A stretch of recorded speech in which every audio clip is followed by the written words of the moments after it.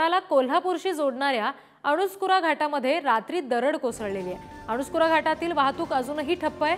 जेसीबीने घाटातली ही दरड हटवण्याचं काम सुरू आहे असं समजतंय।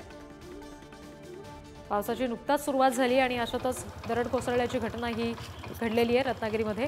रत्नागिरीच्या अणुस्कुरा घाटात ही दुर्घटना घडल्याचं कळतंय। व्हिडिओ काढतोय रात्रीच्या सुमारास ही दरड कोसळली आणि अजूनही इथली वाहतूक ठप्प आहे। प्रतिनिधी राजन चव्हाण यांच्याकडून अपडेट्स घेऊया। राजन, सध्याची काय परिस्थिती आहे? दरड हटवण्यात यश आलंय का? रिद्धी, काल झालेल्या मुसळधार पावसामुळे या ठिकाणी पश्चिम महाराष्ट्र आणि कोकणला जोडणारा जो महत्वाचा अणुस्कुरा घाट आहे तिथे या ठिकाणी मोठी दरड कोसळल्याची घटना घडते। ही दरड कोसळली साधारण 8:30च्या दरम्यान ही दरड कोसळली आणि त्यानंतर जिल्हा प्रशासनाने दिलेल्या माहितीनुसार आता ही दरड कोसळण्याचं काम सार्वजनिक बांधकाम विभागाचे अधिकारी आणि पोलीस देखील तिथे घटनास्थळी दाखल झाले होते।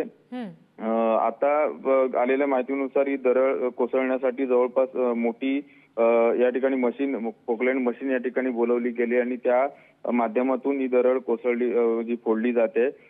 दरवर्षी पावसाळ्यामध्ये या घाटामध्ये दरड कोसळण्याचे घटना घडत असतात आणि त्यामुळे ही दरड कोसळल्यामुळे आता वाहतूक पूर्णपणे विस्कळीत झाली। त्यामुळे वाहतुकीला दुसरा पर्यायी उपाय म्हणून आंबा घाटामार्गे कोल्हापूरला जाण्यासाठी या ठिकाणी पर्यायी मार्गाची या ठिकाणी व्यवस्था केली गेलेली आहे।